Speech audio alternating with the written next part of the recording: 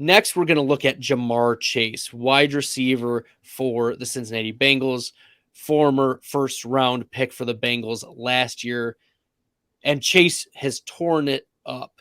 He has a positive matchup against Xavier Howard so far through 3 games. He has 35 targets, 21 receptions. He's averaging 7 receptions, almost 12 targets, 70 yards, almost about 100 air yards per game, 2 receiving touchdowns. He's the running back or the wide receiver, 17 and a half fantasy points per game.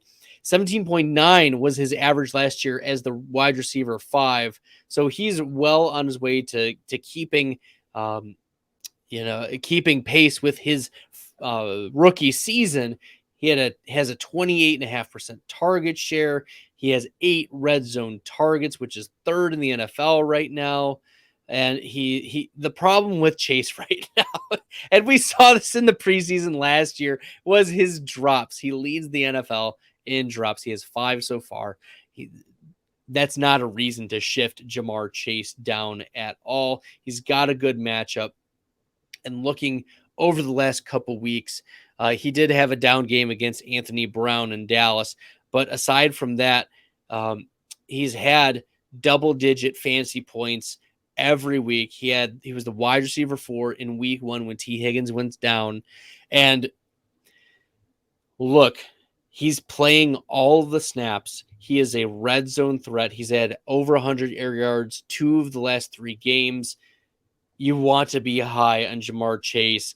I can't get higher than wide receiver 4 though, because looking at the wide receivers ahead of him, I have Stephon Diggs, number 1 this week, Cooper Kupp, and Justin Jefferson. Now maybe I move Ja'Marr Chase higher to wide receiver 3 between Jefferson. Jefferson does have a tough matchup, but let's not get carried away with the Jefferson hate here.